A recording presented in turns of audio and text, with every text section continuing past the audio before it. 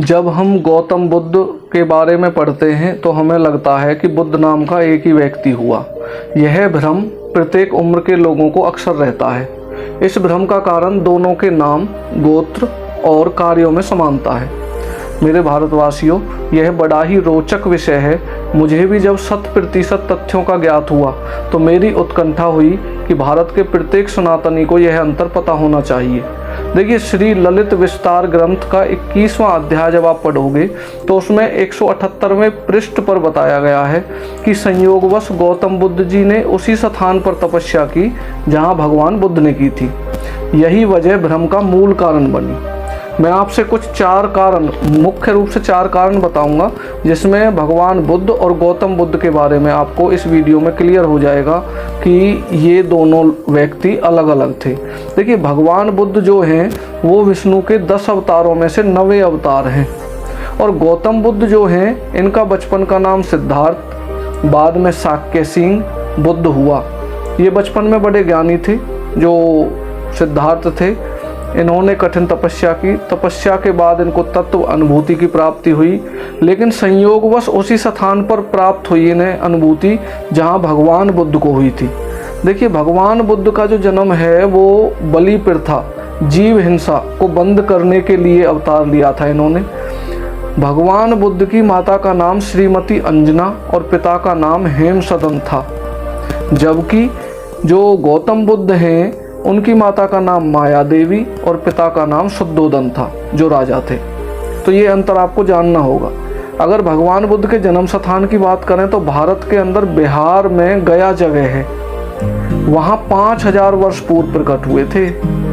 लेकिन जो सिद्धार्थ है, शाक्य सिंह बुद्ध जिसे गौतम बुद्ध जानते हैं, उनका जन्म स्थान कपिल वस्तु के लुम्बिनी स्थान पर 477 BC में हुआ। जर्मन के वरिष्ठ स्कॉलर हुए मैक्स मूलर, वो 2491 वर्ष पूर्व पैदा हुए।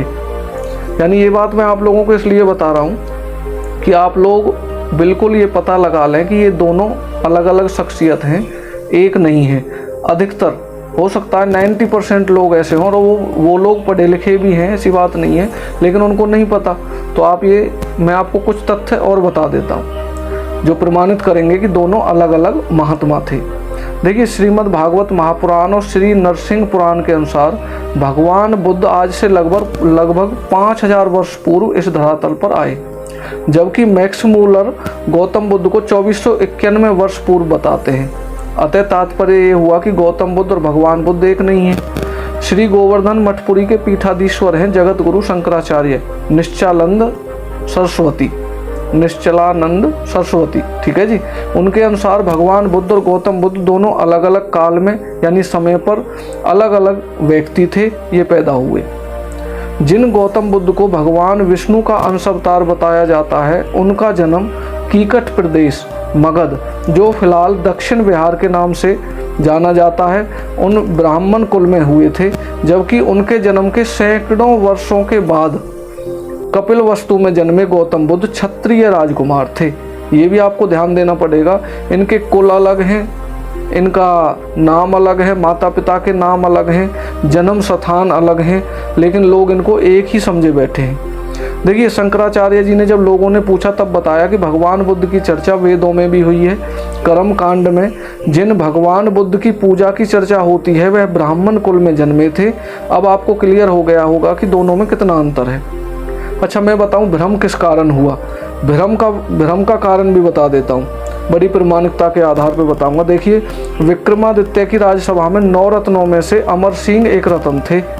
अमर सिंह ने संस्कृत का प्रसिद्ध ग्रंथ अमरकोश की रचना की। उस ग्रंथ में उन्होंने भगवान बुद्ध के 10 पर्यायवाची शब्द लिखे। गौतम बुद्ध के 5 पर्यायवाची नाम को एक ही क्रम में लिखा, जिसके कारण दोनों में भ्रम की स्थिति हो गई। अब आप सोचोगे कि इस ग्रंथ की रचना कब हुई। इस ग्रंथ की रचना 3री शताब्दी ईसा पूर्व में की थी। एक अन्य ठोस कारण और बता देता हूं मैं आपको। इसका ठोस कारण सिर्फ एक ही है।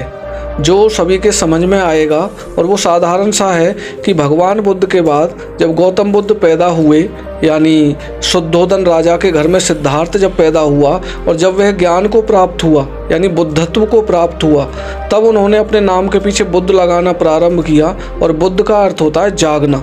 सिर्फ इस कारण से ये ज़्यादा भ्रम की स्थिति बनी और आज तक बनी हुई है। अग्नि पुराण की बात करें तो अग्नि पुराण में भगवान बुद्ध को लंबकर्ण कहा गया है, जिसका अर्थ है लंबे कान वाला। देखिए, लंबकर्ण संस्कृत का शब्द है, इसका अर्थ होता है जिसके लंबे कान हो। जिसके बाद से हुआ क्या कि गौतम बुद्ध की जितनी भी प्रतिमाएं आप देखते हो उसमें लंबे कान बनाए गए। बौद्ध स्वयं को वैदिक नहीं मानते हैं, जो कि हैं भी नहीं। बौद्ध स्वयं को हिंदू भी नहीं मानते। उन्होंने कहा, यानी शंकराचार्य जी ने बताया कि संविधान की धारा 25 के तहत जैन, बौद्ध और सिख सभी हिंदू परिभाषित किए गए हैं, लेकिन बौद्ध तो खुद को हिंदू नहीं मानते। अब जैन, सिख भी खुद को हिंदू नहीं मानते हैं। तो आज आप सभी को ये बड़े अच्छे ढंग से क्लियर हो गया होगा।